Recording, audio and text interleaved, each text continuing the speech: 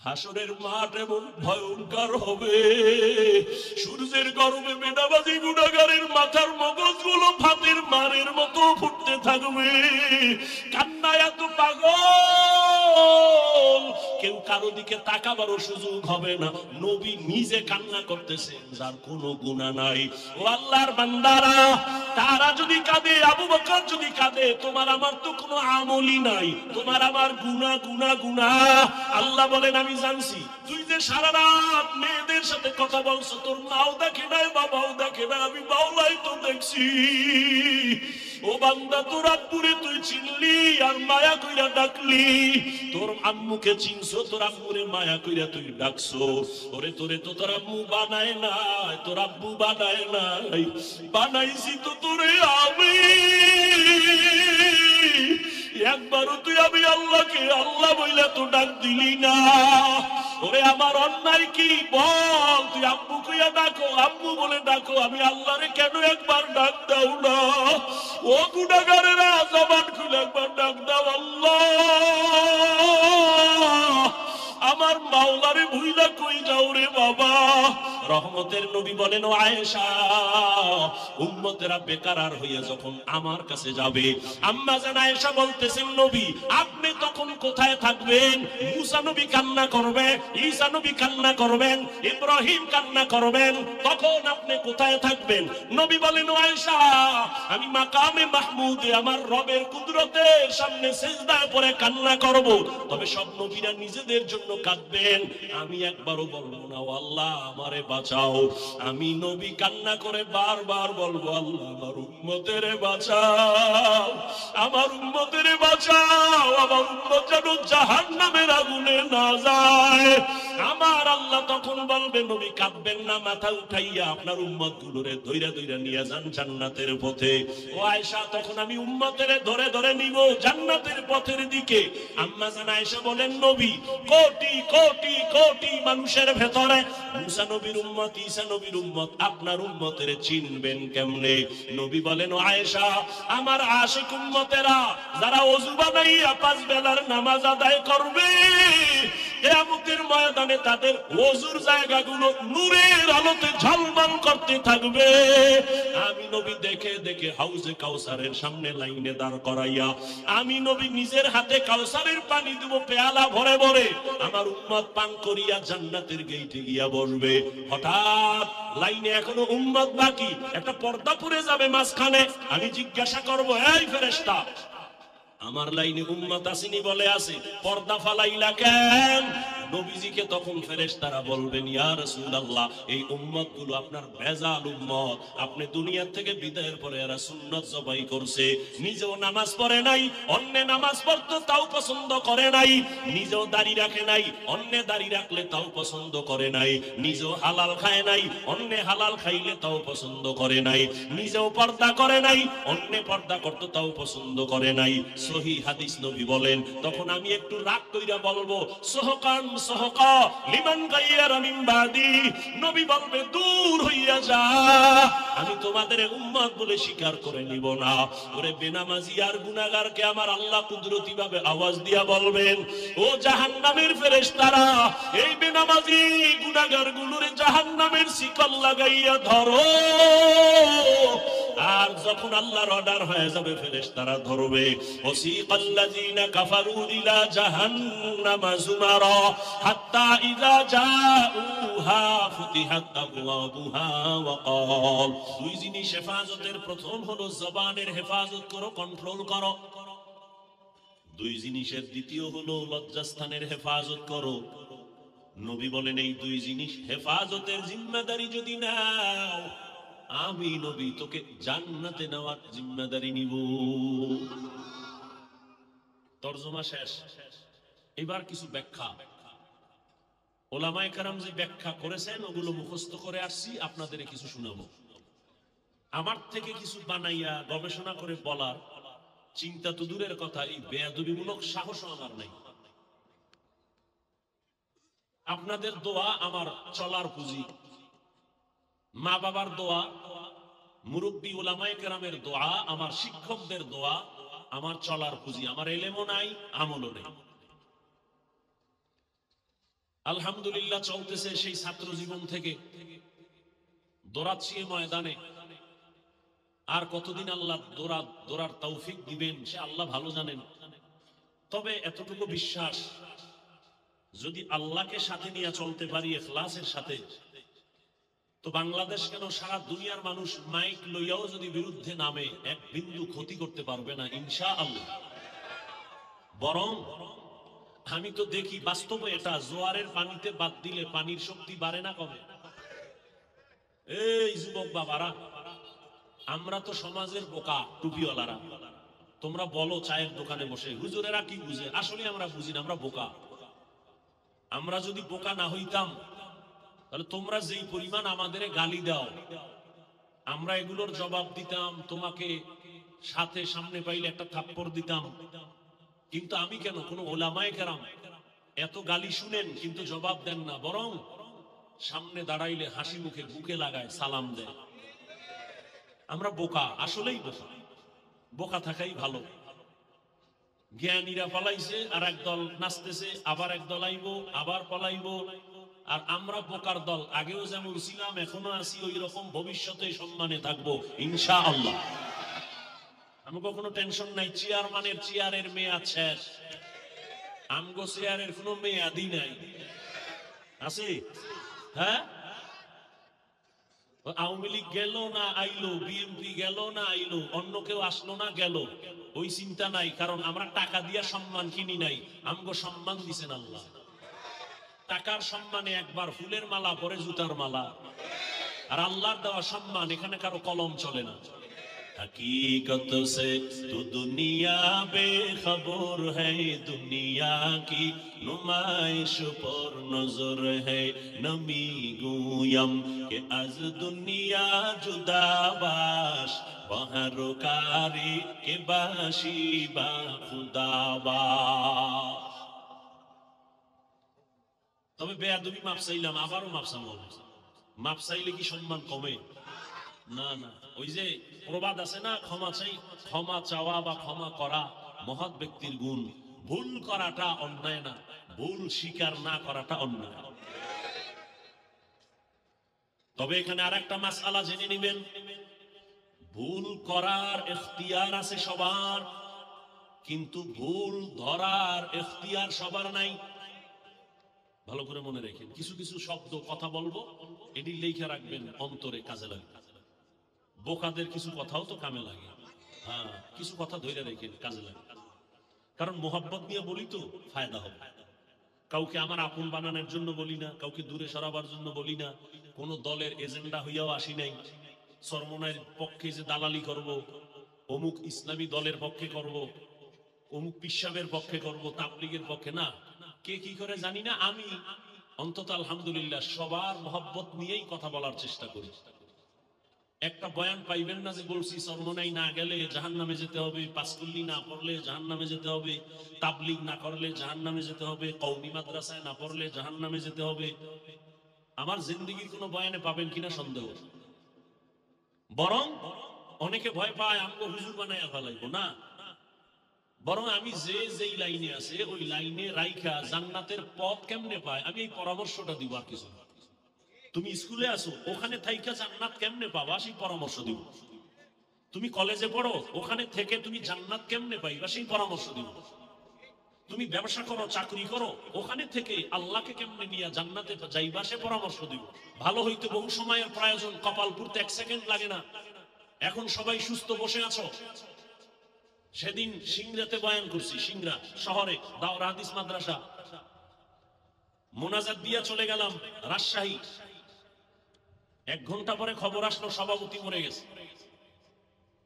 কিসের বাহাদুরি? ভালো মানুষ, হঠাৎ বুকে ব্যথা, ধরতে ধরতে নাই। চোখের সামনে যত লাশ দেখি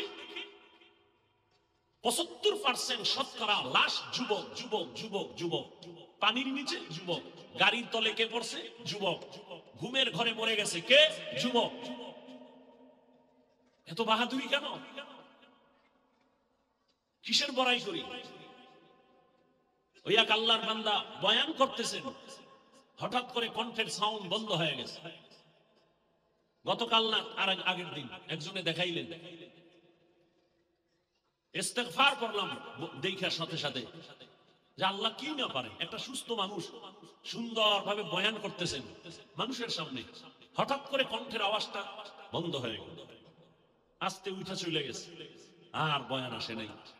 এই জন্য বলছিলাম আল্লাহ চাইলে সব হয়, বান্দা চাইলে কিছুই হয় না। কি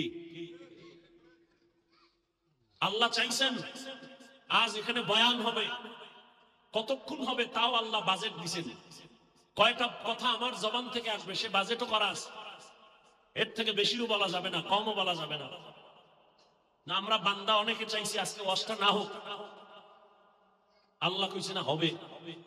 আবার বান্দা চাইছে হোক, আল্লাহ কইছে হবে না, বৃষ্টি শুরু। তো বান্দা চাইলে কিছুই হয় না, আল্লাহ চাইলে হ্যাঁ। তবে এখানে কথা আছে, বান্দা চাইলেও হবে যদি বান্দার চাওয়াটা আল্লাহর সন্তুষ্টি অনুযায়ী হয়। দোয়া করি আল্লাহ এই ময়দানকে কবুল করেন। যুবক বাবা, তুমি শুধু তিলকপুরের একটা যুবক ভেবে বসে থাকলে হবে না, তোমাকে আল্লাহ পাক দুনিয়ার একটা ম্যাগনেট বানায় দিছেন। তুমি একটা যুবকের দ্বারাই সম্ভব গোটা দেশকে নিয়ন্ত্রণ করা নয়, গোটা পৃথিবীকে নিয়ন্ত্রণ করা। সেই মেটেরিয়াল, সেই মেডিসিন আল্লাহ তোমার মেধার মধ্যে দিয়েছেন, কিন্তু তুমি যাচ্ছ কোথায়? তোমার মেধা পার্সেন্ট কতটুকু বাড়তেছে না কমতেছে হিসাব মিলাও। তুমি ডাক্তার হও, তিলকপুরের নয়, আমার দেশের গৌরবান্বিত ডাক্তার হও, তোমাকে বিদেশে হায়ার করে নিয়ে যাবে। তুমি তিলকপুরের ডাক্তার হওয়ার চিন্তা কেন করো? তুমি সর্বোচ্চ সম্মানে ডাক্তার হবা সেই চিন্তা করো। সেই মেধা তো আছে, সারা রাত মোবাইল নিয়ে আকাম করবা, কবিরা গুনাহ করে করে রাত কাটাইয়া অল্প বয়সে চেহারা নষ্ট করে ফেলেছো। তুমি তো ভাবতেছো তোমাকে খুব সুন্দর দেখা যায়, আয়নার সামনে দাঁড়াও, তোমার চেহারার মধ্যে কোনো নূর নাই, তোমার চেহারার মধ্যে কোনো আকর্ষণ নাই, তোমার দিকে তাকাইলে মায়া লাগে না। অথচ তুমি মুসলমান, অথচ তুমি রাসূলের উম্মত, মাত্র বয়স তোমার 25 থেকে 30, অথচ 40 বছর পর্যন্ত চেহারা নষ্ট হবে না, কোনো মেডিসিন দেওয়ার প্রয়োজন নাই। অথচ 30 বছরে চেহারা নষ্ট কেন? গুনাহ করলে চেহারা ঠিক থাকে না। সারা রাত মোবাইল নিয়ে কবিরা গুনাহ করো, কেউ দেখে না, দরওয়াজা জানালা বন্ধ, কিন্তু আল্লাহ দেখেননি। কথা বলেন না কেন? তোমার 40 বছরের এখনো বহুদিন বাকি, 25 বছরের চেহারায় বরণ কয়, বরণ কি কয়, বরণ উঠবে কেন? বিষয় কি? তোমার চেহারার কালার নষ্ট হবে কেন? একমাত্র কারণ গুনাহের ফলাফল। হ্যাঁ, এখনো আবার ফিরে আসো যদি গুনাহ থেকে, আল্লাহ আবার চেহারায় নূর দান করবেন। আল্লাহ আমার কলিজার প্রত্যেকটা যুবককে আল্লাহ তুমি দ্বীনের খাদেম হিসেবে কবুল করো। আমার তেলাওয়াতকৃত আয়াতে আল্লাহ দুটো আদেশ দিয়েছেন মুমিনকে, কোনো বেঈমানকে না। বেঈমানকে দেন না কেন? এর সংক্ষেপ জবাব, কোনো বেঈমান 1 সেকেন্ডের জন্য কখনো জান্নাতে যাবে না, জান্নাতে যাবে শুধু মুমিন, শুধু। তবে শুধু মুমিন যে যাবে তাও কত ফিডা কপালে আছে। এরপর দলিল, দলিল قال النبي صلى الله عليه وآله وسلم إن بني إسرائيل تفرقت على 72 ملة وتفترق أمتي على 73 ملة كلهم في النار إلا ملة واحدة قالوا من هي يا رسول الله قال ما أنا عليه وأصحابي أو كما قال النبي عليه الصلاة والسلام। রহমতের নবী বলেন, আমি মুহাম্মদের আগে এই দেশে একদল উম্মত ছিল, তারা দামি, বড় জ্ঞানী, তবে বড় অতি চালাক। ওই উম্মত হলো মুসা নবীর উম্মত, ঈসা নবীর উম্মত, বনি ইসরাইল। আল্লাহ এদের কত আদর করেছেন, আসমান থেকে আল্লাহ ডাইরেক্ট খানা পাঠাইতেন, এদের আলাদা কোনো রিজিকের কোনো চিন্তা করার প্রয়োজন হতো না। সন্ধ্যাবেলা নিশিরের মতো, কুয়াশার মতো, বৃষ্টির মতো হালুয়া পড়তো আসমান থেকে জমিনে। আর পাখি এক একটা আস্তে আস্তে ছোট পাখি গুনাহ হয়ে আসতো। আল্লাহ বলছেন, হে মূসা, তোমার উম্মতেরা যেদিন খানা পায় পুরাটাই যেন খায়, চালাকি করে যেন পরের দিনের জন্য না রাখে। যদি রাখে, চালাকি করলে খানা বন্ধ হয়ে যাবে।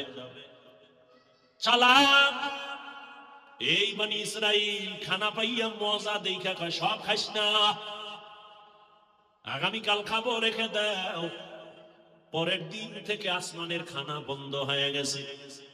রহমতের নবী বলেন, মূসা নবীর উম্মত ওই বনি ইসরাইল যদি চালাকি না করত, আমার উম্মতেরা কিয়ামত পর্যন্ত বালিশের কিনারায় আসমানের খানা পাইতো।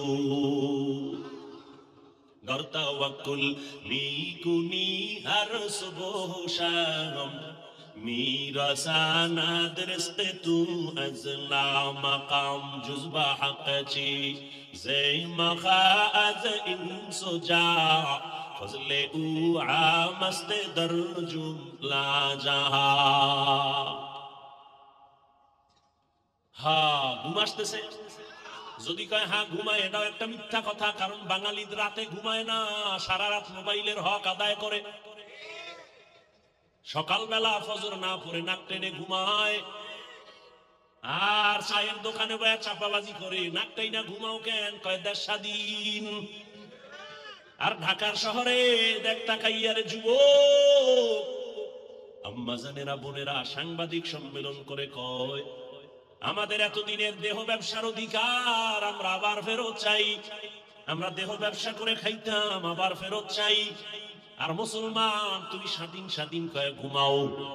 আল্লাহর জাতের কসম, মুসলমান তো নাকে তেল লাগায়া ঘুমাবি সেই দিন এদেশের পরতে গ্রামে গঞ্জে উলামায়ে কেরাম সিনাটা খুইলা কোরআনের বয়ান করবেন, বেনামাজি সুদখোরের অনুমতি লাগবে না যেদিন। মুসলমানেরা নাক টেনে ঘুমাইবে তো সেই দিন যেই দিন এই দেশের প্রত্যেকটা মসজিদ আর মাদ্রাসার কমিটির মধ্যে বেনামাজি থাকবে না যেদিন। তু কুজাও সুন্নতে আহমদ কুজাবা মুহাম্মদ গায়বুয়াদ নিসবত তোরা কারে শয়তা মিকুনি নামত বলি গরলি নাस्तो লানাত বরবলি মান আহাব্বা সুন্নতি কওলে রাসূল মজদায়ে কানা মাই হাম কুন কবুল। এক চালাক বয়ে বয়ে কয়, হুজুরে ফার্সি মারসি ভাই না কইলে হয় না, এটি বুঝেনি মানুষে। চালাক ভালো, অতি চালাক ভালো না। অতি চালাকের আর এক নাম বেয়াদব। চালাক ভালো, অতি চালাক। এখন মনে করছো তোর থেকে চালাক আমি কম। তুই যদি আমারে প্রশ্ন করো ফার্সি বলে লাভ কি? কেউ বুঝে না। আমি যদি আবার তোকে প্রশ্ন করি তাহলে কোরআনের আয়াত হাদিস বন্ধ করে দেই, কারণ শতকরা 95 জন আরবি বুঝে না, বন্ধ করে দেই। চালাক ভালো, অতি চালাক ভালো না। অতি চালাকের আর এক নাম বেয়াদব। লিকুল্লি শাইইন জিনাতুন ফিল ওয়ারা ওয়া জিনাতুল মারই তামামিল আদাবি।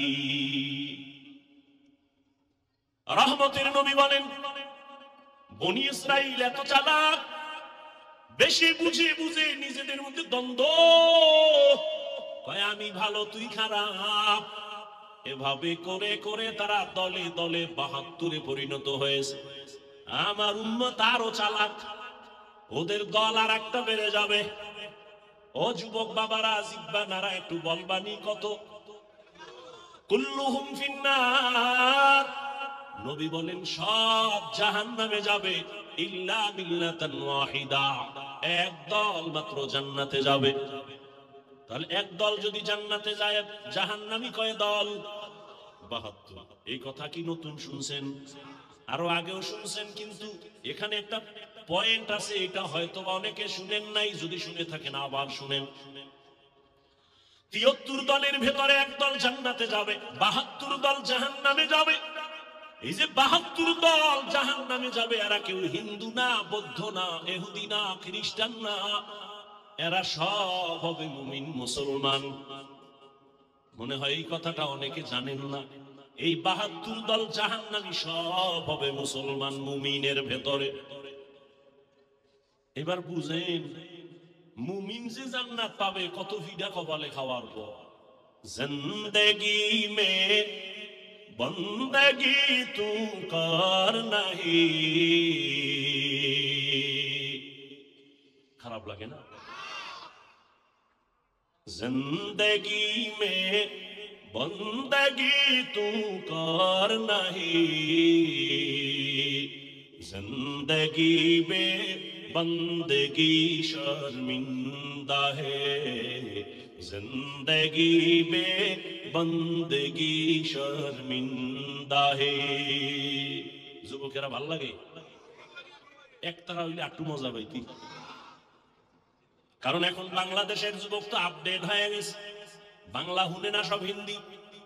মোবাইলে হিন্দি গান লাগাইয়া লাফায়। লাফাও কেন অর্থ জানুনি, আব্বাও জানেন, আমিও জানি না। লাফাও কেন কয় মজা লাগে। এর যুবক, ঘুমের মধ্যে মানুষ মরেনি, এই চিন্তাটা যদি বালিশে মাথা লাগায় করতি যে ঘুমের মধ্যে যদি আজরাইল এসে হাজির হয়, আর আজরাইল আইসা যদি তাকায় দেখেন আমার কানের মধ্যে গানের তার ঢুকানো, মুসলমান হিসাবে যদি চিন্তা করতি কানের মধ্যে গানের তার লাগায় ঘুমাতে পারতি না। আল্লাহর ভয় তাকওয়া নাই, এ কারণে বয়ান তো তুমিও জানো, এরপরও আমলের খাতা বড় শূন্য। এর কারণ কি? একমাত্র কারণ জাহান্নামের আযাবের ভয় অন্তরে নাই, তাকওয়া নাই।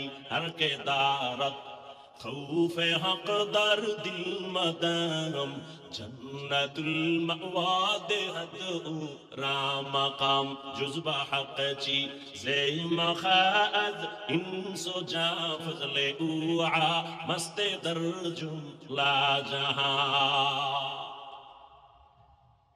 কত সুন্দর কণ্ঠওয়ালাদের, কত সুন্দর হামদে বাড়ি তাআলা, কত সুন্দর নাতে রাসূল।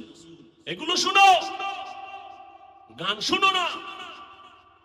সারা রাত মোবাইলের ডিউটি তো করবি, আমার বয়ানি কি আর হেদায়াত হবে? তবে দাবি আমারে যুবক, মাঝে মাঝে যখন ঘুমাইয়া মোবাইলের ডিউটি শেষ, এখন ঘুমে যাবি যাবি ভাব, মাঝে মাঝে আমার একটা আবদার রক্ষা করিও। যখন তুমি ঘুমায় যাইবা, তোমার মোবাইলের ডিউটি শেষ, ঠিক ওই সময় ইউটিউবে ঢুইকা সার্চ দিবা কোরআন তেলাওয়াত, দেখবা মক্কা মদিনার ইমাম সেখানে হাজির। একজনের তেলাওয়াতের উপরে টাচ করে মোবাইলটা ওপেন করো, তেলাওয়াত চলতে থাক, বালিশের কাছে মোবাইলটা রাইখা আস্তে ঘুমায় যাও, তেলাওয়াত শুনতে শুনতে ঘুমায় যা। ইনশাআল্লাহ এক সপ্তাহের মধ্যে নিজেই চোখের পানি ছেড়ে তওবা করবি। কোরআন তেলাওয়াত শুনবো, নাচ শুনবো, আর গান বাদ্যের আওয়াজ কানে নিব না। यहाँ हम सब मुसाफिर दिल ना लगा, अहले दिल की नजर से रूह करता जा। यहाँ हम सब मुसाफिर दिल ना लगा, अहले दिल की नजर से रूह करता जा। शाह दौलत सब फकीर घर नेक ने, शाह दौलत सब फकीर घर नेक ने। जिंदगी में बंदगी तू कर नहीं,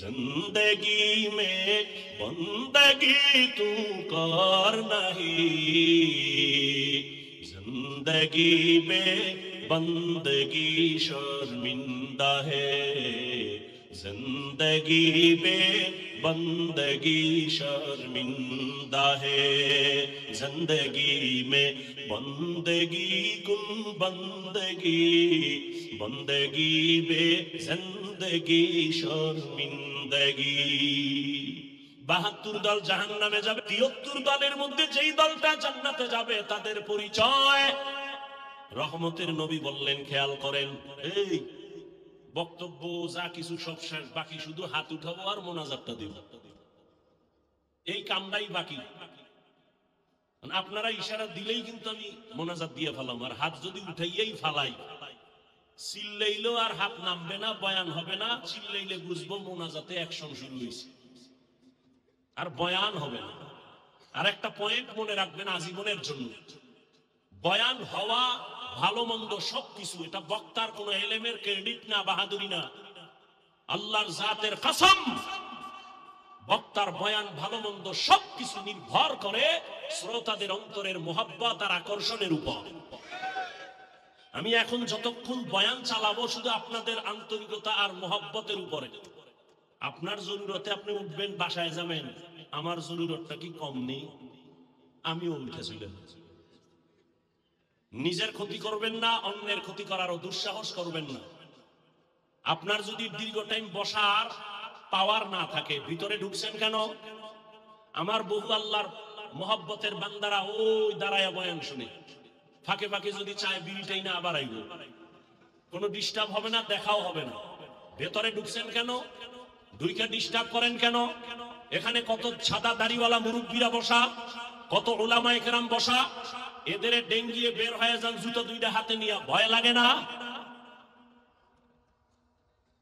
না হয় বলেন আমি মোনাজাত দিয়ে দেই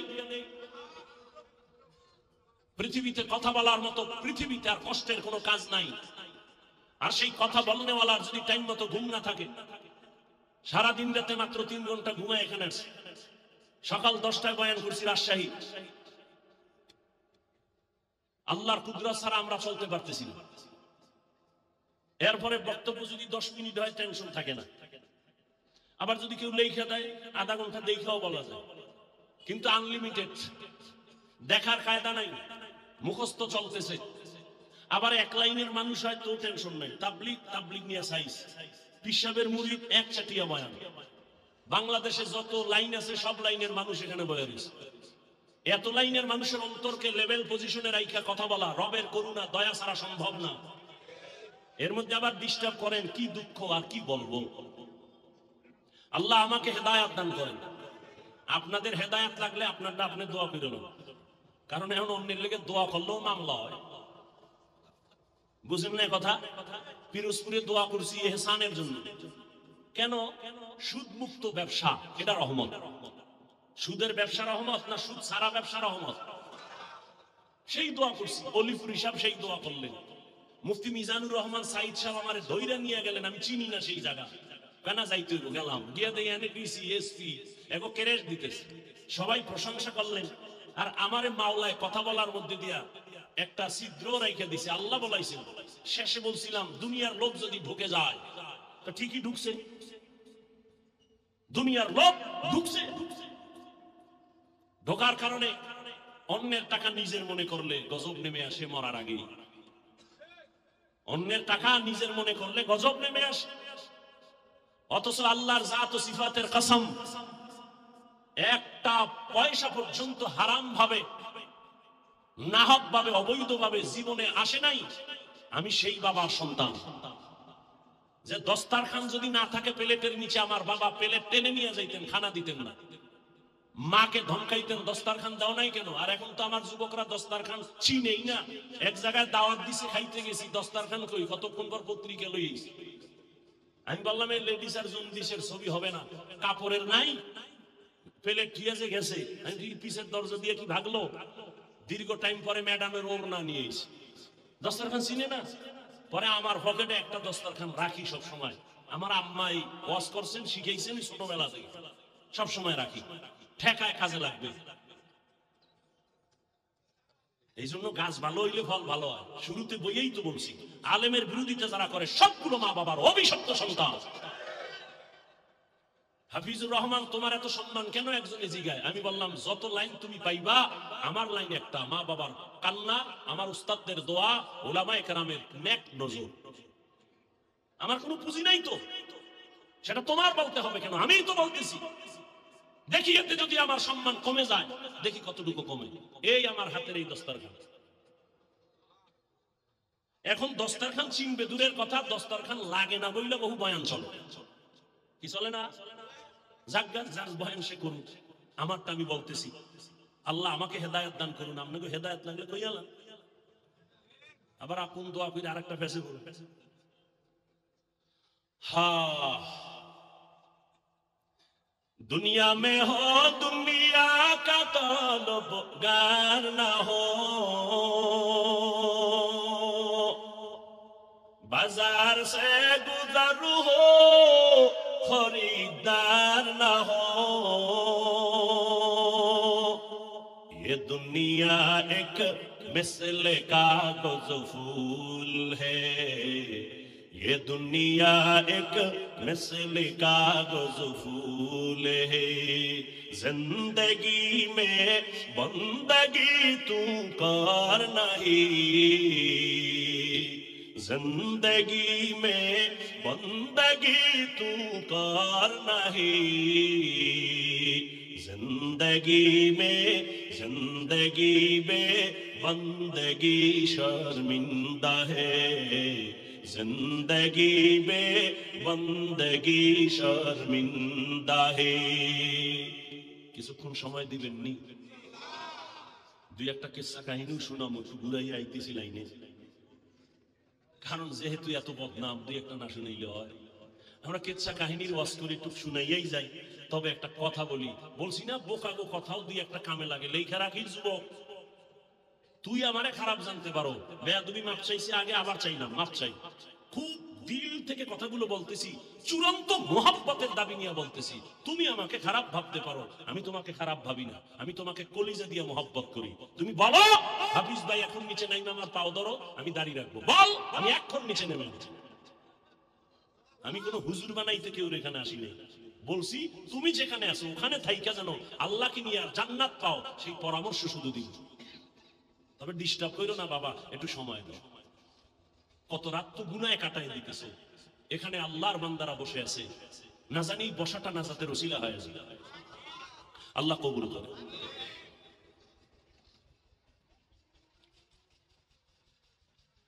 রহমতের নবী বলেন একদল জান্নাতি। সাহাবায়ে কেরামের প্রশ্ন, যেই দলটা জান্নাতি তাদের পরিচয়টা কি? এবার নবী কি বলছেন কথাটা শুনে, আমি হাদিসের ব্যাখ্যা দিয়েই আমি আয়াতের আলোচনাই করতেছি ঘুরায় ফিরায়া। তারপরে ওই পয়েন্টে একটু একচাটিয়া কিছু কথা বলবো অল্প টাইম। লেখছে তাফসীর মাহফিল, এই নিয়ে আবার ঢুকলে আর এক ঝামেলা। তাফসীর কারে? এত সোজা তাফসীর, এত সোজা। রসুলের জ্ঞানের কোনো তুলনা নাই। সেই রসুলকে কোরআন নাজিলের সূচনা আল্লাহ করেছেন নবীর কত বছর বয়সের পর জানেন? জানলে জবাব দেন। আপনার কাছে আমার কঠিন প্রশ্ন, সমস্ত দুনিয়ার নবী পয়গম্বরের জ্ঞানের থেকে আমার রসুলের জ্ঞান কম? তো ঈসা নবীকে ছোটবেলা আল্লাহ কিতাব দিয়েছেন, আমার রসুলকে তো আল্লাহ আগের থেকেই সিলেকশন করে নিয়েছেন। আমার রসুল তো একদিকে মুস্তাফা, অন্যদিকে মুজতবা। আমার রসুল তো ওই রসুল যে ইব্রাহিম আল্লাহর বন্ধু, ইসমাইল নবী আল্লাহর বন্ধু, মুসা নবী আল্লাহর বন্ধু, ঈসা নবী আল্লাহর বন্ধু, দাউদ নবী আল্লাহর বন্ধু, ইউসুফ নবী আল্লাহর বন্ধু, মুহাম্মদ আল্লাহর বন্ধু। ব্যবধান কি? সব নবী রাসূল আল্লাহর আশিক, আর আল্লাহ বলেন আমি আল্লাহ নিজে মুহাম্মদের আশিক। সেই নবীর জ্ঞান কম? প্রশ্ন জটিল। সেই নবীকে 40-এর পরে কোরআন দিলেন কেন? প্রশ্ন হয় না? হয় না? নাম্বার 2, দীর্ঘ 40 বছর রাসূল কি করলেন? কালেমার দাওয়াত নাই, রোজার দাওয়াত নাই, জিকিরের কথা নাই, নামাজের দাওয়াত নাই। দীর্ঘ 40 বছর রহমতের নবী বাইতুল্লাহ থেকে একটু হেঁটে হেঁটে কিছু দূর হেরা পাহাড়, ওই পাহাড়ের উপরে উঠিয়া ভেতরে একটা গর্তের মধ্যে বসে বসে আল্লাহর ধ্যানে সময় কাটাচ্ছেন।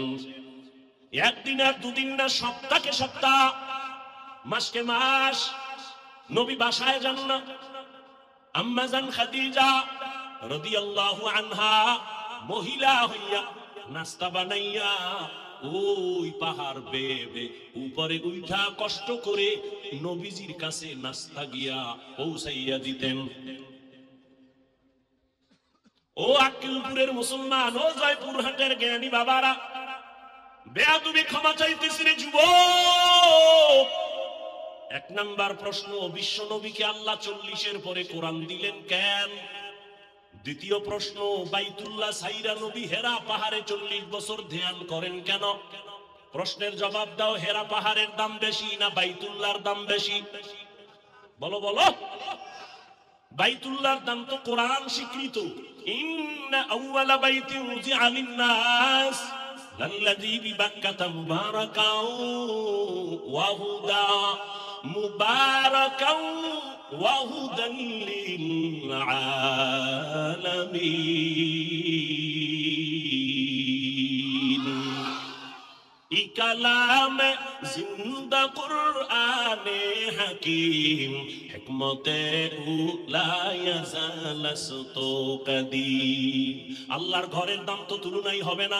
জমিনে যত মসজিদ, এগুলো কার ঘর?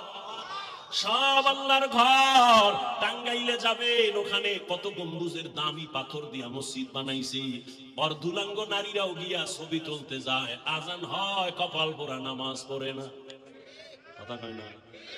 বাইতুল মুকাররম বাংলাদেশের জাতীয় মসজিদ, এটাও আল্লাহর ঘর। আক্কেলপুরের গ্রামে একটা খের দিয়া মসজিদ বানাইছে, এটাও কার ঘর? কিন্তু এই ঘরগুলোর একটারও এই পরিমাণ সম্মান নাই বাইতুল্লাহর যেই পরিমাণ সম্মান। বাইতুল্লাহর এত দাম। বাইতুল মুকাররম ওই টাঙ্গাইলের গম্বুজওয়ালা মসজিদ, আমাদের বরিশাল একটা মসজিদ আছে, সেখানেও বড় দামি মানুষরা দেখতে যায়। সারাদিন যদি তাকায় থাকবে, একটা নেক আমল নামায় আসবে না। আর বাইতুল্লাহ এমন দামি ঘর, যতক্ষণ তাকায় থাকবে অনবরত সওয়াব শুধু লেখা হবে। আরো আসতে বলেন। মাইকলা কই? মাইকলা কই? ঘুমায় ঘুমায় কই? এই ঘুমাও, ভলিউম বাড়া। হ্যাঁ, আল্লাহ সবাইকে কবুল করেন। বাইতুল্লাহর দাম বেশি না হেরা পাহাড়ের দাম বেশি? বাইতুল্লাহর এরিয়া কত? ওই যে হাজী সাহেবরা তওয়াফ করে এতটুকু না। কিন্তু আপনারা যারা ছবিতে দেখছেন বা হজে গেছেন, বাইতুল্লাহ ঢুকতে গেলে জেদ্দা থেকে একটা রেহাল আছে নি রাস্তার উপরে, আছে না? এই সীমানা থেকে বাইতুল্লাহর এরিয়া, এই সীমানায় কোন গোলাম যদি একবার আল্লাহ কয়া ডাক দেয়, একবার আল্লাহ যদি বলে 1,00,000 বার আল্লাহ বলার সওয়াব দেওয়া হবে। আতিনা ফি দারে দুনিয়া না হাসান, আতিনা ফি দারে উকবানা হাসান, ইয়া গিয়াসাল মুস্তাগীসিন ইহদিনা লিফতিখারা বিল উলুমে ওয়াল গিনা। ও আল্লাহর গোলাম, বাইতুল্লাহ এত দামি, কিন্তু নবী দীর্ঘ 40 বছর বাইতুল্লাহ ছেড়ে ওই জঙ্গল পাহাড় পেরিয়ে হেরা পাহাড়ের গুহায় গিয়ে নবী সপ্তাহে সপ্তাহ ধ্যান করলেন। আক্কেলপুরের জ্ঞানীদের কাছে এটাও প্রশ্ন, বাইতুল্লাহ এত দামি ঘর, যার দিকে তাকাইলে সওয়াব, এটা সাইরা হেরা পাহাড়ে নবী সময় কাটাইলেন কেন? প্রশ্ন আছে না নাই? বিবেকেরে বুঝাও। উত্তরে আল্লাহ বিবেক দেয় নাই, ভালো মন্দ যাচাই করা আল্লাহ মানুষকে দিয়েছেন। ভাবো, একটু ভাবো। তুমি মানুষ, তুমিও মানুষ, আমিও মানুষ। তোমাকে আমি বয়ান করবো কেন?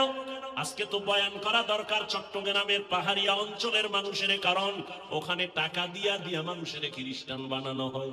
আজকে তো বয়ান করা প্রয়োজন ছিল পঞ্চঘর, ওখানে মুসলমানের টাকা দিয়া ইসলাম থেকে দূরে সরায়। কিন্তু টাইম কই?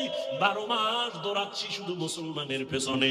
পাও দইরা দইরা দইরা দইরা কত বিনয়ের সাথে কথা বলি, ফাঁকে ফাঁকে কয়বার মাপ চাইছি। মনে হয় যেন আমি তোমার টাকার কেনা গোলাম, অথচ তুমিও মুসলমান, আমিও মুসলমান। একটু বিবেকটাকে নাড়া দাও। তোমার আল্লাহ আমার আল্লাহ দুই না এক। সত্য কথা মানো আর না মানো, সমর্থন দিয়ে স্বীকার কর। তোমার আমার আল্লাহ যিনি, তোমার আল্লাহ আমার আল্লাহ এক। তোমার নবী আমার নবী তোমার কাবা আমার কাবা এক, তোমার কালেমা আমার কালেমা, তোমার কোরআন আমার কোরআন, তোমার ধর্ম আমার ধর্ম। ভালো করে বুঝো, তোমার আমার আল্লাহ এক, নবী এক, কাবা এক, কোরআন এক, ধর্ম এক, কালেমা এক। দুনিয়াতে আসছি তাও কিন্তু এক। নাকি তোমরা আক্কেল বুড়ালারা লঙ্গি ভরে জন্ম নিছো? সবার সিস্টেম কিন্তু এক। বিদায় যেদিন হবা সবার বেলায় কাফনের সংখ্যাও এক। বক্তা হইয়া মরছি, সম্মানে একটা কাফন কেউ বাড়াইয়াও দিবে না। রিক্সা ড্রাইভার গরিব মইরা গেছে, একটা কাফন কেউ কমাইয়াও দিবে না। আমাকেও 3টা কাফন, গরিব বাবা তোমারও কিন্তু 3টা কাফন। কেন? কাফনের সংখ্যা এক, কালার হবে আলাদা। আমগো হুজুরদের কাফনের কালার একরকম, তোমাদের কালার বুঝি আর এক রকম। না বাবা, কে হুজুর না, কে ইমাম, কে মুক্তাদি, কে আলেম, কে গায়রে আলেম, কে ধনী, কে গরিব, সবার বেলায় কাফন এক। কাফনের কালারও এক, সাদা। কাফনের উপরে লেখা থাকবে বড় হুজুরের লাশ, কাফনের উপরে লেখা থাকবে এমপি সাহেবের লাশ, কাফনের উপরে লেখা থাকবে বড় কোম্পানির ম্যানেজারের লাশ। তাহলে এত ভাব কেন? আমি আজকে বক্তা যতই ভাব দেখাই না কেন, তুমি টাকার বাহাদুরি যতই দেখাও না কেন রে বাবা, যেদিন সাদা কাফনে ঢুকবি সেই দিন সব বাহাদুরি শেষ হয়ে যাবে। কোটি টাকার মালিক দেখো অভাব হয় না দূর, গরিব ঘুমায় আরাম করে মনটা বাহাদুর। ফেরাউনের লাশটা দেখো মিশর জাদু ঘরে, খায় না মাটি পোকা মাছি সবাই ঘৃণা করে। হৃদয়ে থাকিবে যার নম্রতা সাদা, রহমত আসিবে সেটা প্রভুর ওয়াদা। বড়র বাড়াই থাকলে দিলে রহমত আসবে না, নিজেকে নিজে ছোট মনে করিও সাদা। উঁচু জমিন থেকে পানি নিচু জমিনে যায়, তেমনি খোদার রহমত আসে নম্রতার হৃদয়। ভোগবিলাসের বাড়ি গাড়ি পরে রবে সব, ভোগবিলাসের বাড়ি গাড়ি পরে রবে সব। থাকতে সময় স্মরণ করো আল্লাহ আমার রব। বিবেকের কাছে প্রশ্ন রেখে গেলাম, ও জ্ঞানী বাবারা আমি বোকা, তবে নিজের বিবেকের কাছে প্রশ্ন রেখে গেলাম রে যুবক। এত বিশ্ব নবী জ্ঞানী, তাকে 40-এর পরে আল্লাহ কোরআন দিলেন কেন? এখান থেকেও শিক্ষা নেওয়ার অনেক সবক। বাইতুল্লাহ সাইরা নবী হেরা পাহাড়ে ধ্যান করে কাটাইলেন কেন? এখানেও অনেক সবক আছে আমাদের। আবার 250 গ্রাম ওজনের কোরআন, এই কোরআনটা নবীর কাছে আসতে সময় লাগছে কয়দিন? জানা থাকলে বলেন, কয় বছর? 250 গ্রামের ওজনের কোরআন শরীফ আমার রসুলের মতো ব্যক্তি, যার জ্ঞানের কোনো তুলনা নাই, তার কাছে আল্লাহ কোরআন দিতে যদি 23 বছর সময় লাগায়, ওই কোরআন বুঝি তুমি রাতারাতি পইরা মুফাসসির হবা? মিথ্যা কথা, ধোঁকা ছাড়া কিছুই না। আল্লাহ হেদায়েত দান করুন। কষ্ট হইতেছে?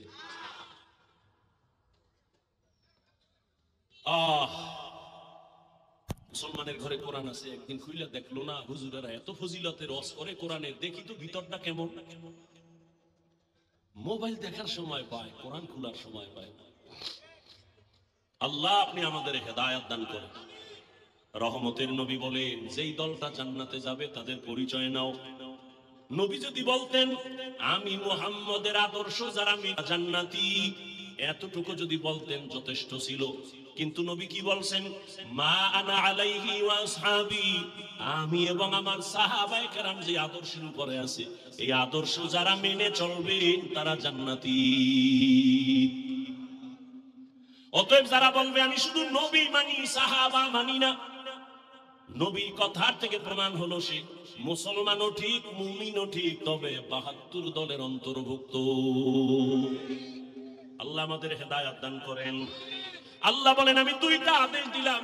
এক, তাকওয়া অর্জন করো। দ্বিতীয় আদেশ হলো জবানটাকে কন্ট্রোল করো।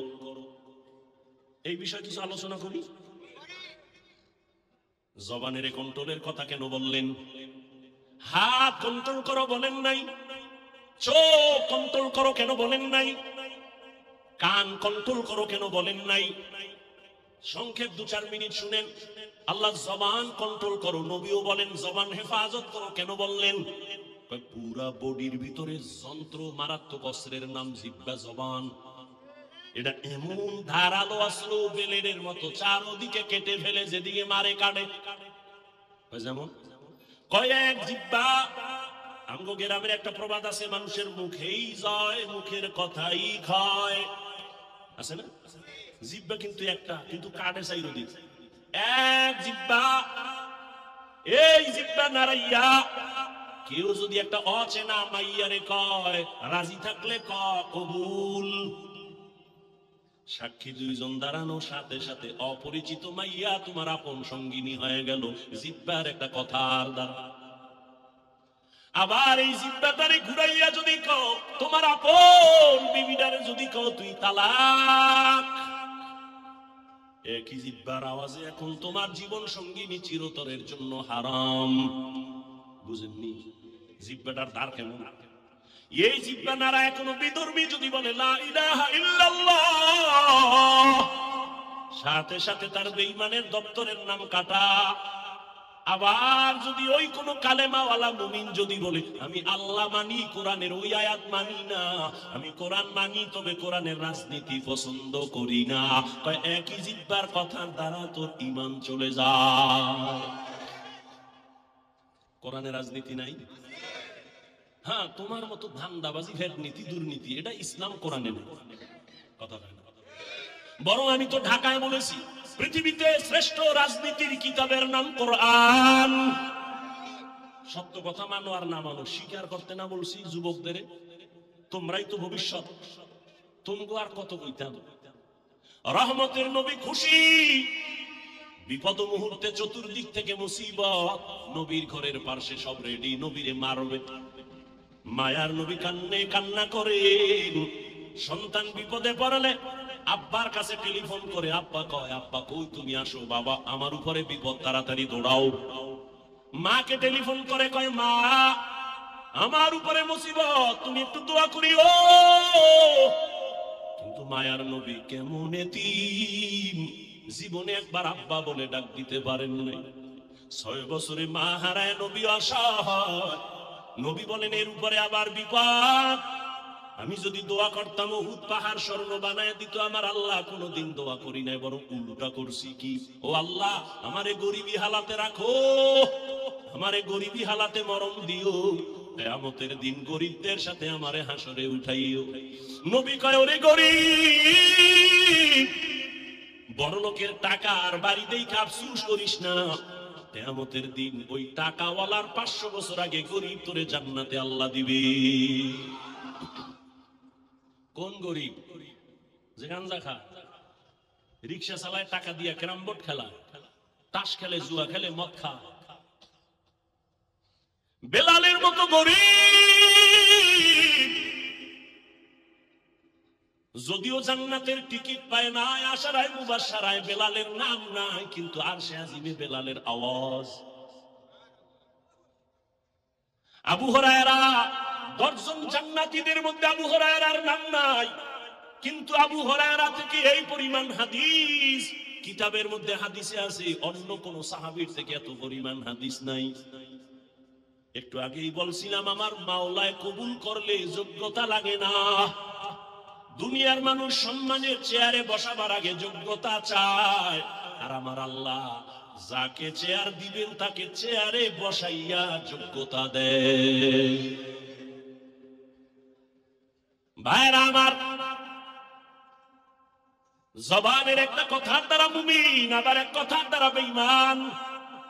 রহমতের নবী বলেন যখন আমার চারদিকে অন্ধকার, দুশমন, আমি এত গরিব, আমারে 3 বছর পর্যন্ত শিয়াবে আবু তালিবের মধ্যে গৃহবন্দী করে রাখছে, খানা দেয় না, পানি দেয় না। আমি আল্লাহর এত প্রিয়, গাছের পাতা ছিঁড়ে ছিঁড়ে আমার পেটের ক্ষুধা নিবারণ করি, চাবায়া চাবায়া খাইয়া। ওই নবী বলেন ওই বিপদের সময় সব বুড়ারা আমার বিরোধিতা করেছে, যুবকেরা আমার উপকার করেছে। এই যুবক, 1500 বছর পর রাসূলের আদর্শের একটা উপকার কি করছো? একটা যুবক দাড়ি রাখছে, তুমি কি বলতে পারছো আলহামদুলিল্লাহ যুবক ভাই অনেক ভালো দেখায়, দোয়া করিস আমিও যেন রাখতে পারি? তুমি উল্টাটা মারছো।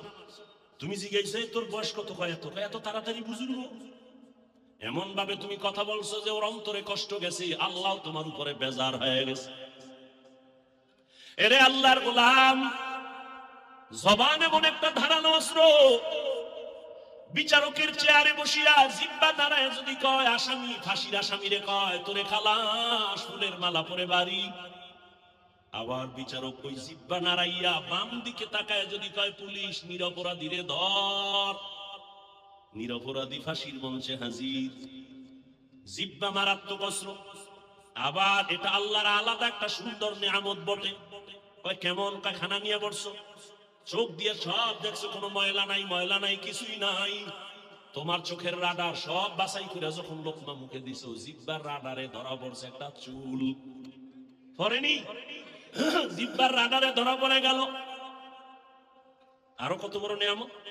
এই যে আমি মাউথ সামনে নিয়ে কথা বলি, মেশিন চলে, ফ্যানের বাতাস দিতেছে, না হয় দীর্ঘ টাইম চললে আগুন লাইগা সব পুড়ে যাবে। বিদ্যুতের বাতি জ্বলতেছে, বিল দেওয়া লাগবে। বুঝো, আমি তো নতুন কিছু কইতেছি না, পুরান কথাই তো। জিহ্বা নামের মেশিনটা দুনিয়াতে আসার থেকে যে চালু হইল, এই জিহ্বা নামের মেশিনটা নাড়ায়া কত হাজার হাজার হাজার হাজার কোটি কথা সাপ্লাই হলো। এই কথাগুলো কোন মেশিনে সাপ্লাই দেয়? ওই মেশিনের কে চার্জ দেয়, কে তেল দেয়, কে অকটেন দেয়? কথা বলতে বলতে বলতে বলতে কপাল ব্যথা করে, ঠোঁট ব্যথা করে, গাল ব্যথা করে, মাথা ব্যথা করে, জিহ্বা ব্যথা করে না? এত বড় নিয়ামত এই জিহ্বা। ওই জিহ্বা কন্ট্রোল করো, জিহ্বা দ্বারা যেন অন্যায়ের দিকে না যায়। আমি হাফিজুর রহমান ভালো না খারাপ, আমার জিহ্বার কথায় প্রমাণ করবে আমি ভালো না খারাপ। কি আমি মুমিন না মুসলমান না বিধর্মী, জিহ্বায় প্রমাণ করবে আমার আওয়াজ। আমি এলেমওয়ালা না এলেম সারা, আমার জিহ্বার কথায় প্রমাণ করবে। জিহ্বার কথায় প্রমাণ দিবে আমি কোন বংশের সন্তান। জিহ্বাটা কিন্তু তোমার আগে দৌড়ায়, পাতলা নরম, তোমার আগে দৌড়ায়। কন্ট্রোল করো। কেমনে? হাত অন্যায় করে বাইদা রাখ, অন্যায় করবে না। পা অন্যায় করে বেঁধে রাখো, অন্যায় করবে না। কান অন্যায় করলে পট্টি লাগা, অন্যায় কথা কানে আসবে না। চোখ যদি অন্যায় দেখে কালা চশমা লাগা, আর অন্যায় দেখবে না। জিহ্বা যদি অন্যায় করে কেমনে ঠিক করি? কয় রশি দিয়া বাঁধবি নি? কয় পারবো না। কষ্টেপ লাগানো যাবে নি? তাও না। সুপার গুলো লাগাবি? তাও সম্ভব না। জিহ্বাটারে কন্ট্রোল কেমনে করি? বড় মারাত্মক। আল্লাহ কয় এটা আমার কুদরতের এমন একটা নিয়ামত, এটাকে যদি কন্ট্রোল করতে চাও, আমি মাওলার একটা কুদরতি মেডিসিন আছে, ওইটা দিয়ে ধর, জিহ্বা আর লাইন ছাড়া চলবে না। আল্লাহ তো কুদরতের মেডিসিন, জিহ্বায় লাগায় দাও, কন্ট্রোল হয়ে যাবে। ওই মেডিসিনের নাম হলো তাকওয়া, আল্লাহর ভয়। আল্লাহর ভয় জিহ্বাটা দিয়া ধরো, জবানটারে কন্ট্রোল করো। আল্লাহর ভয় তাকওয়া মানি। এখানে আমি যদি প্রশ্ন করি কারা কারা আল্লাহকে ভয় করেন, সবাই হাত উঠায় বলবে হুজুর গো থেকে আরো বেশি করি। অথচ এখানে এমন আশিকে রাসূল বসে আছেন, ফজর পড়ে নাই, যোহর পড়ে নাই, আসর পড়ে নাই, মাগরিব পড়ে নাই, এশাও না, এরকম আশিক নাই? সেও বলে আল্লাহকে ভয় করি। আমি 5 বেলার নামাজ পড়ে বলি আল্লাহকে ভয় করি। যে দাড়ি রাখে না সেও বলে ভয় করি। আমি দাড়ি রাইখা বলি আল্লাহকে ভয় করি। আমি নামাজ পড়িয়া বলি, পর্দা করিয়া বলি আল্লাহকে ভয় করি। আপনি পর্দা না করে বলেন আল্লাহকে ভয় করি। দোনো দলের ভয় কি সমান? না। তাহলে ভয়ের হাকিকতটাই তো বুঝি নাই। আল্লাহকে ভয় করার হাকিকতটা কি? উদাহরণ নাও, একটা সন্তান মা বাবারে ভয় করে, প্রমাণ মা বাবার সামনে সন্তান কখনো অন্যায় করে না। ঠিক একটা ছাত্র শিক্ষকের ভয় করে, প্রমাণ শিক্ষকের সামনে ছাত্র অন্যায় করে না। ঠিক যেই মানুষগুলো আমার আল্লাহর আযাবকে ভয় করবে, গলায় ছুরি লাগাবে, দাড়ির মধ্যে ছুরি লাগাবে না। हर के दारम खौफे हक दौर दिल मदम जन्नतुल मअवा देहत राम मकाम जुज़बा हक ची जे मखाद इंसु जा फजले उआ मस्ते दर जुमला जहा আল্লাহ তাআলার প্রতি আযাবের ভয় আর এই তাকওয়া আল্লাহর ভয় তোমার অন্তরে নিতে হবে কোথা থেকে নিবা লিকুল্লি শাইইন মাদিনুন মাদিনুত তাকওয়া কুলুবুল আরিফিন প্রত্যেক ভালো জিনিস রাখার গোডাউন আছে তাকওয়ার গোডাউন হলো আল্লাহর প্রিয় বান্দাদের কলব তাদের সাথে লাইন লাগাও নজর লাগবে তো অন্তরের মধ্যে আল্লাহর ভয় চলে আসবে আল্লাহ তাআলা তাকওয়াওয়ালাদেরকে আলাদা পাওয়ার দান করেন যেই পাওয়ার সাধারণ মানুষকে দান করেন না ও এলাকার মা বোনেরা ও যুবক বাবারা আমি বলতেছিলাম আপনার আমার আল্লাহ এক নবী এক কোরআন এক কাবা এক ধর্ম এক কালেমা এক কাফন এক কালার এক কবরের সাইজও এক কবরের মধ্যে প্রশ্ন হবে তিনটা তাও এক রবের পরিচয় দাও ধর্মের পরিচয় দাও রাহমাতুল লিল আলামিনের পরিচয় দাও এই তিনটা প্রশ্নের জবাব যে দিবে তার কবর হবে নবীজির জবানের কথা রাউজাতুম মির রিয়াজিল জান্নাহ আর যারা জবাব দিতে পারবে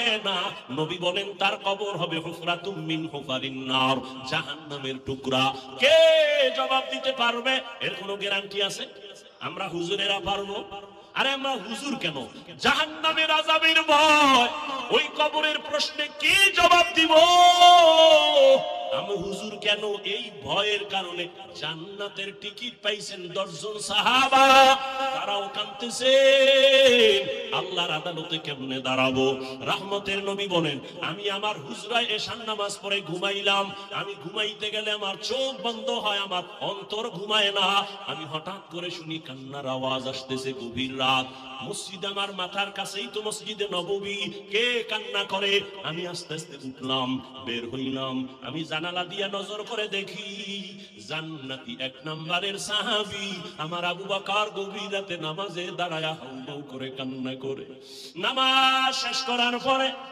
আমি রহমতের নবী জিজ্ঞাসা করলাম আবু বকর আপনি নামাজে কান্না করলেন কেন আমার ঘুম ভেঙে গেছে আপনি কাঁদেন কেন আবু বকর কান্না করে বলেন ইয়া রাসূলুল্লাহ আল্লাহর আদালতে আমি কেমনে দাঁড়াবো সেই ভয় নামাজে কান্না করেছি রহমতের নবী বলেন আবু বকর আপনাকে তো আল্লাহ জান্নাতের 1 নাম্বার সাহাবী ঘোষণা দিয়েছেন এরপর আপনার কিসের ভয় আবু বকর বলেন ইয়া রাসূলুল্লাহ যে আল্লাহ আমাকে খুশি হইয়া জান্নাতের টিকিট দিয়েছেন ওই আল্লাহ যদি আমার উপরে আবার কোনো কারণে বেজার হইয়া যায় টিকিটটা ক্যান্সেল হয়ে যাবে এই ভয়ে কান্না করি হাসরের ময়দানটা বড় ভয়ঙ্কর ও নবী আপনিই তো বলেছেন আল্লাহর নবী আপনিই তো বলেছেন এই জমিন হবে কিয়ামতের মাঠ আরাফার ময়দান হবে আল্লাহর বিচারালয় আদালত নবী আপনিই তো বলেছেন আর কান্নাও করেছেন আপনি নিজে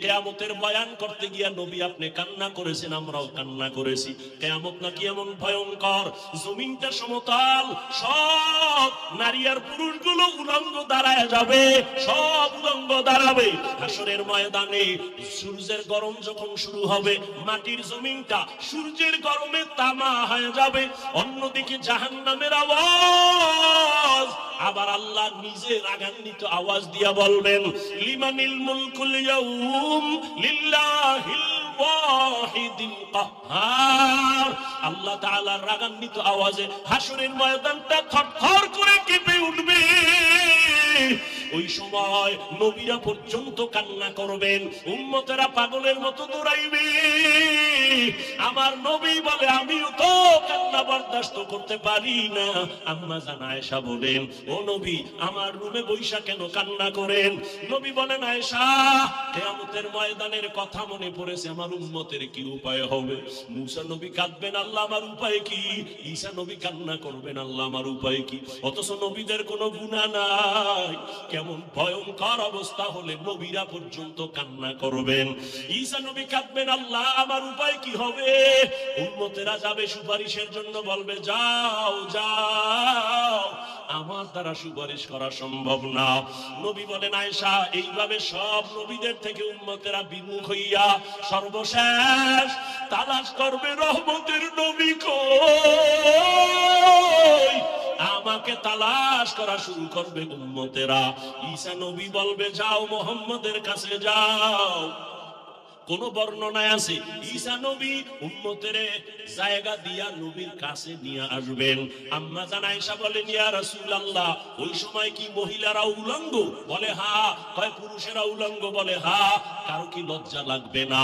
নবী বলেন, আয়েশা হাসরের মাঠ এমন ভয়ঙ্কর হবে, সূর্যের গরমে বেনামাজি গুনাহগারের মাথার মগজগুলো ভাতের মারের মতো ফুটতে থাকবে, কান্নায় এত পাগল কেউ কারো দিকে তাকাবারও সুযোগ হবে না। নবী নিজে কান্না করতেছেন, যার কোনো গুনাহ নাই। ও আল্লাহর বান্দারা, তারা যদি কাঁদে, আবু বকর যদি কাঁদে, তোমার আমার তো কোনো আমলই নাই, তোমার আমার গুনাহ গুনাহ গুনাহ। হাতের দিকে তাকায় দেখি গুনার কারণে আমার হাত না পাক, আমার চোখের দিকে খেয়াল করে দেখি এই চোখ দিয়ে কত বেগানার দিকে তাকাইছি। আমার গুনার খবর আমার মা জানে না, আমার বাবাই জানে না। যদি জানতো আমারে আর কোনদিন সম্মানের নজরে দেখতেন না। আমার আল্লাহ তো জানে আমি কোন দিন কোন রাত্রে কয়টা গুনাহ করেছি। আল্লাহ বলেন, আমি জানছি তুই যে সারা রাত মেয়েদের সাথে কথা বলছো, তোর মাও দেখে নাই বাবাও দেখে না, আমি মাওলাই তো দেখছি। আমি আল্লাহ তোর গুনার খবর জানিয়া রাগ কইরা তোরে আমি মাইরা ফেলাই নাই, আমি রাগ করিয়া তোরে আমি পানি বন্ধ করি নাই, বাতাস বন্ধ করি নাই, খানা বন্ধ করি নাই, কারণ আমি তোরে আদর করে বানাইছি। আমার ছেলে নাই, মেয়ে নাই, আমার স্ত্রী না, আমি তোদের বড় আশা কইরা মনে বানাইছি। ওরে তুই যখন আব্বুকে আব্বু বলিয়া ডাক দাও, ওরে তুই যখন আব্বুকে আম্মু বলে ডাক দাও, আমি তখন কুদরতের নজর দিয়ে তাকাই। ও বান্দা, তোর আব্বুরে তুই চিনলি আর মায়া কইরা ডাকলি, তোর আম্মুকে চিনছো, তোর আব্বুরে মায়া কইরা তুই ডাকছো। ওরে তোরে তো তোর আম্মু বানায় নাই, তোর আব্বু বানায় নাই, বানাইছি তো তোরে আমি। একবারও তুই আমি আল্লাহকে আল্লাহ বইলে তো ডাক দিলি না। ওরে আমার অন্যায় কি বল? তুই আব্বু কইয়া ডাকো, আব্বু বলে ডাকো, আমি আল্লাহরে কেন একবার ডাক দাও না? ও গুনাহগারেরা জবান খুলে একবার ডাক দাও, আল্লাহ আমার মাওলারে ভুইলা কই যাও রে বাবা। আজকে টুপির কারণে সম্মান কমে নাই, দাড়ির কারণে সম্মান কমে নাই, মাদ্রাসায় পড়ার কারণে সম্মান কমে নাই রে বাবা। আমি তোমাদের বলি না স্কুল ছাড়ো, মাদ্রাসায় যাও না। তুমি স্কুলে পড়ো, কলেজে পড়ো, বাবা ডাক্তার হও, ইঞ্জিনিয়ার হও, প্রফেসর হও, তবে অনুরোধ তুমি বেয়াদব হইও না রে বাবা। তোমার ব্যবহারে কোনোদিন যেন মা বাবা কষ্ট না পায়, তোমার আচরণে কোনোদিন যেন উস্তাদ শিক্ষক মুরব্বী কষ্ট না পায়, তোমার ব্যবহারে কোনোদিন যেন আলেম ওলামারা কষ্ট না পায়। মা বাবার দোয়া নিয়া চলিও। ওই মা বাবা শিক্ষক আর ওলামাদের দোয়া না থাকলে আমি এই চেয়ারে বসতে পারতাম না। আমার চেয়ারে বৈশা বয়ান করার মতো কোনো এলেম নাই, কোনো আমল নাই। আমার মা বাবার চোখের পানি আর আমার উস্তাদদের দোয়া, উলামায়ে কেরামের নেক নজর রে বাবা। ও বাবা, তোমার মতো কি যুবক নাই? তাকাইয়া দেখো, তোমার মতো কত যুবক স্কুলে পড়ে, কলেজে পড়ে, 5 বেলার নামাজও পড়ে। সত্য কথাটা স্বীকার করো, আসেনি? বলো বাবা, তুমি কেন পারো না? তোমার মতো যুবক রাস্তায় গাড়ি চালায়, নামাজ ছাড়ে না। আল্লাহ তোমারে বিবেক দিছে, একটু প্রশ্ন করো, তুমি কেন পারো না রে বাবা? তোমার মতো যুবক র্যাব, আর্মি, পুলিশ, বিডিআরের চাকরি করে, দাড়িওয়ালা নামাজির অভাব নাই। বলো বাবা, তুমি কেন পারো না? আসলে কি কোরআন শরীফ মিথ্যা মনে করছো? তাহলে একটা ভুল বের করে দেখাও। এখন যদি কোরআনের ভুল দেখাইতে পারো, আল্লাহর কসম আমি দাড়ি কেটে ফেলবো, নামাজ বাদ দিয়া প্যান্ট শার্ট টাইলা জায়গায় নাচ গান করে কোরআনের বিরুদ্ধে কথা বলবো, কিন্তু তুমি কেন ১৫০০ বছর পর্যন্ত বহু পণ্ডিতেরা অপচেষ্টা করিয়াও ভুল বের করতে পারে নাই, তুমিও বাবা পারবা না? তোমার মনটাকে প্রশ্ন করো। তোমার মতো যুবক নদীর মধ্যে মাছ ধরে নামাজ ছাড়ে না, কৃষি কাজ করে নামাজ ছাড়ে না। তোমার মতো যুবক তাকায় দেখো আজ শ্রমিকের কাজ করে নামাজ বাদ দেয় না। বলো বাবা তুমি কেন পারো না? আমার ভয় লাগে আমার মাওলা বুঝি তোমার উপরে বেজার, মা বাবাই বুঝি তোমার উপরে বেজার। ও বুড়া বাবাজিরা, আপনাদের মতো বুড়ারা মসজিদে গিয়া 5 বেলার নামাজ পড়ে আসে না নাই? আপনারা কেন পারেন না?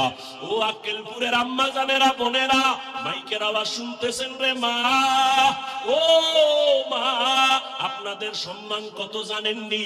আপনারা নবীদের মায়ের মতো মা, সাহাবায়ে কেরামদের মায়ের মতো দামি মা। আপনারা তো আলেম ওলামাদের মায়ের মতো দামি মা। আপনারা তো খাদিজা রাদিয়াল্লাহু আনহার মতো নারী, ফাতেমা রাদিয়াল্লাহু আনহার মতো নারী, আয়েশা রাদিয়াল্লাহু আনহার মতো নারী। আপনারা তো আম্মা জান ও ইসমাঈল নবীর মা হাজরা আলাইহা সালামের মতো দামি নারী, ঈসা নবীর মা মারিয়াম আলাইহা সালামের মতো দামি নারী। বেঈমান ফেরাউন আল্লাহর বড় দুশমন, নিজে গাদ্দারি কইরা আল্লাহর সাথে চ্যালেঞ্জ দিয়া খোদা দাবি করলো। ও বাবারা বলেন ওই ফেরাউনের ঘরে তার স্ত্রীর নাম কি? ওই বেঈমান ফেরাউনের ঘরের স্ত্রী আসিয়া, এত বড় বেঈমানের ঘরে থাইকা আসিয়া আমার মাওলার আশিকা। রহমতের নবী বলেন কিয়ামতের দিন জান্নাতে আসিয়ার সাথে আমার বিবাহ হবে। ও আম্মা জানেরা, আপনার স্বামী তো ফেরাউনের মতো খারাপ না। আপনি কি পারেন না 5 বেলার নামাজ পড়ে দোয়া করবেন, ও আল্লাহ আমার স্বামীর কামাই রুজিতে বরকত বাড়ায়া দাও। আপনার স্বামীকে যদি হাত ধইরা মাঝে মাঝে বলতেন, ও স্বামী আমার, তুমি কামাই রুজি করো, আমার আব্বা আম্মার আদর আর মায়া চাইরা তোমার ঘরে আসছি, না খাইয়া থাকলেও আসি, খাইয়া থাকলেও আসি, তবে আমার জীবনের তোমার কাছে একটা দাবি, জীবন গেল হারাম অবৈধ টাকা ঘরে ঢুকাইবা না, হারাম টাকা খাইয়া আমাদের রক্ত নাপাক করব না, আমাদের সন্তানদের রক্ত নাপাক করব না।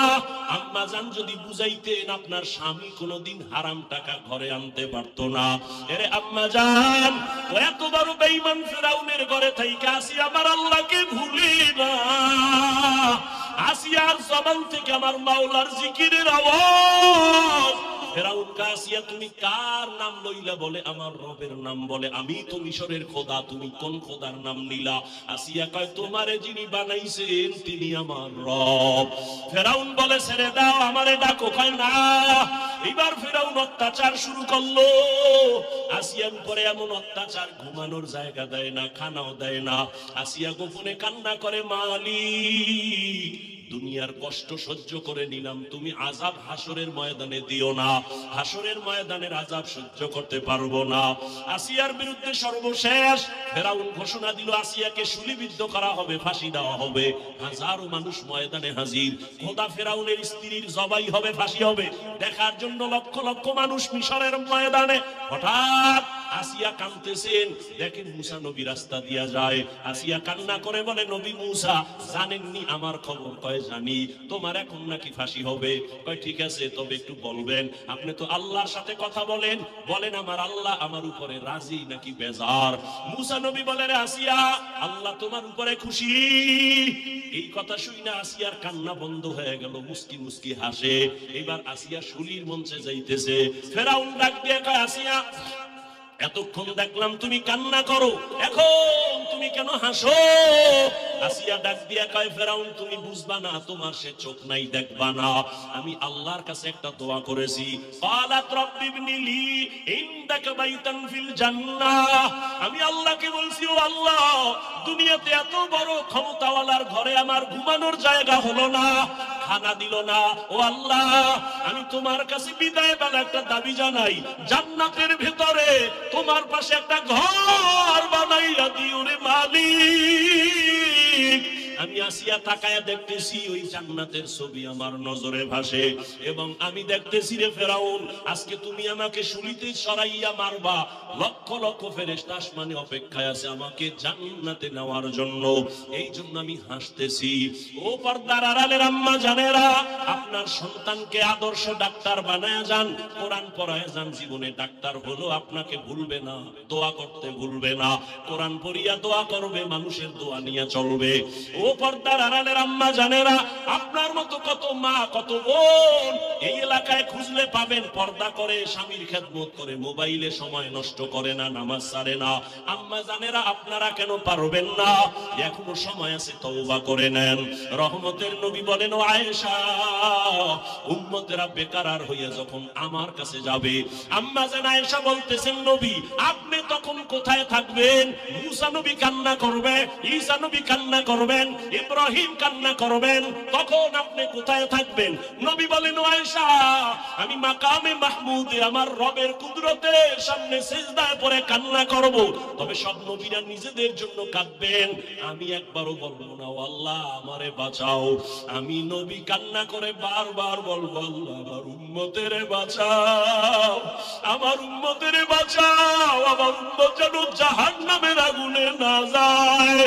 আমার আল্লাহ তখন বলবে, নবী কাঁদবেন না, মাথা উঠাইয়া আপনার উম্মত গুলোরে ধইরা ধইরা নিয়ে যান জান্নাতের পথে। ও আয়েশা, তখন আমি উম্মতের ধরে ধরে নিব জান্নাতের পথের দিকে।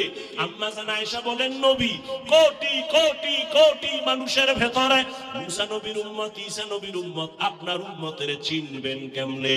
নবী বলেন, ও আয়েশা, আমার আশিক উম্মতেরা যারা ওযু বানাইয়া 5 বেলার নামাজ আদায় করবে, কিয়ামতের ময়দানে তাদের ওযুর জায়গাগুলো নূরের আলোতে ঝলমল করতে থাকবে। আমি নবী দেখে দেখে হাউজে কাউসারের সামনে লাইনে দাঁড় করাইয়া আমি নবী নিজের হাতে কাউসারের পানি দেব পেয়ালা ভরে ভরে, আমার উম্মত পান করিয়া জান্নাতের গেটে গিয়া বসবে। হঠাৎ লাইনে এখনো উম্মত বাকি, একটা পর্দা পড়ে যাবে মাঝখানে। আমি জিজ্ঞাসা করব, এই ফেরেশতা, আমার লাইনে উম্মত আসেনি? বলে আছে। পর্দা ফালাইলা কেন? নবীজিকে তখন ফেরেশতারা বলবেন, ইয়া রাসূলুল্লাহ, এই উম্মতগুলো আপনার ভেজাল উম্মত, আপনি দুনিয়া থেকে বিদায়ের পরে এরা সুন্নাত জবাই করছে, নিজেও নামাজ পড়ে নাই, অন্য নামাজ পড়তো তাও পছন্দ করে নাই, নিজেও দাড়ি রাখে নাই, অন্য দাড়ি রাখলে তাও পছন্দ করে নাই, নিজেও হালাল খায় নাই, অন্য হালাল খাইলে তাও পছন্দ করে নাই, নিজেও পর্দা করে নাই, অন্য পর্দা করতো তাও পছন্দ করে নাই। সহিহ হাদিস নবী বলেন। তখন আমি একটু রাগ কইরা বলবো, সহকান সহকা লিমান গায়্যারা মিন বাদি। নবী বলবে, দূর হইয়া যা, আমি তোমাদের উম্মত বলে স্বীকার করে নিব না। ওরে বেনামাজি আর গুনাহগারকে আমার আল্লাহ কুদরতি ভাবে আওয়াজ দিয়া বলবেন, ও জাহান্নামের ফেরেশতারা, এই বেনামাজি গুনাহগার গুলোরে জাহান্নামের শিকল লাগাইয়া ধরো। আর যখন আল্লাহর অর্ডার হয়ে যাবে, ফেরেশতারা ধরবে। ওয়াসিকাল্লাযিনা কাফারু ইলা জাহান্নামা যুমারা হাত্তা ইযা জাউহা ফুতিহাত আবওয়াবুহা ওয়া ক্বাল, ও আমার কলিজার যুবক, ও বেনামাজি বাবারা, ও দাড়ি কামানেওয়ালা বাবারা, ও বেপরদাওয়ালা বাবারা, দুনিয়াতে একটা মশার কামড় সইতে পারো না, গুনাহ নিয়ে কবরে গেলে আল্লাহর আযাব কেমনে সহ্য করবা? সূর্যের গরম সহ্য করা যায় না, জাহান্নামের আযাব গুনার কারণে কেমনে সহ্য করবা? আমি বয়ানের শুরুতেই বলেছিলাম, আরে আল্লাহ যারে হেদায়েত দিবে না, নবীরে দেখাও কালেমা পড়বে না, আর যার কপাল খুলিয়া যাবে, নবীকে জবাই করতে গিয়েও কালেমা পড়বে। জানি না এই ময়দানে কার কি হালাত। ও আমার কলিজার যুবক, আল্লাহর ভয় অন্তরে জমা করিয়া এখনো কি পারবা না তওবা করতে? জীবনে তো কম নামাজ ছাড়ো নাই, কম দাড়ি কাটো নাই, মনে চাইছে আড্ডা দিবা দিছো, মনে চাইছে পার্কে যাবা গেছো, মনে চাইছে কারো হক নষ্ট করবা করছো, মনে চাইছে বেগানার দিকে দৌড়াবা দৌড়াইছো, মনে চাইছে সিনেমা হলে যাবা গেছো, মনে চাইছে গান শুনবা শুনছো। আর কত বাবা, এবার পাও দইরা বলে একটু ফিরিয়া আসো। মা বাবার দোয়া নিয়ে চলো, ওলামায়ে কেরামের দোয়া নিয়ে চলো, মুরব্বী শিক্ষকদের দোয়া নিয়ে আগাও।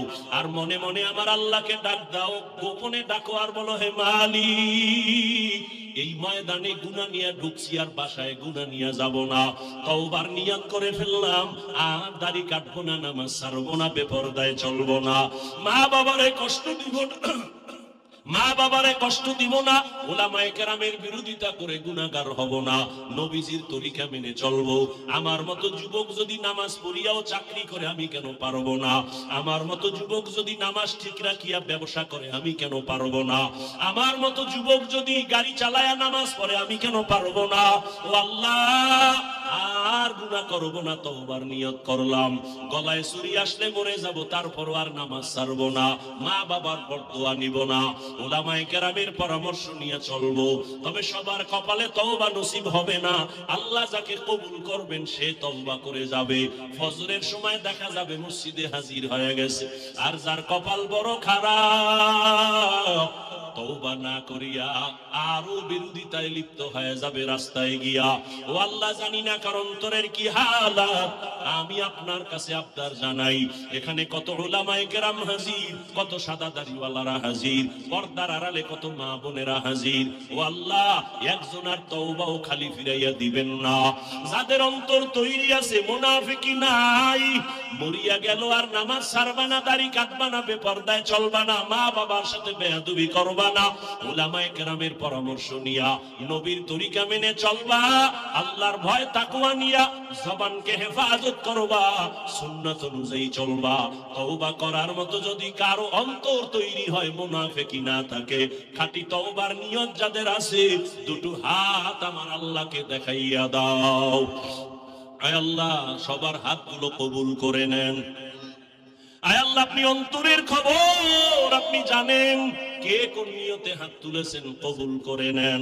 তওবাওয়ালা জিন্দেগি দান করেন, আমাদের তওবার উপরে মজবুত হইয়া মরণ পর্যন্ত চলার মতো তৌফিক দান করেন, আমিন। আলহামদুলিল্লাহি রাব্বিল আলামিন, ওয়াসসালাতু ওয়াসসালামু আলা সাইয়্যিদিল আমবিয়া ওয়াল মুরসালিন ওয়া আলা আলিহি ওয়া আসহাবিহি আজমাইন। ইয়া আরহামার রাহিমিন, يا أرحم الراحمين، يا أرحم الراحمين، رب ارحمهما كما ربياني صغيرا، رب ارحمهما كما ربياني صغيرا. اللهم إنك عفو كريم تحب العفو فاعف عنا. اللهم إنا نسألك رضاك والجنة ونعوذ بك من سخطك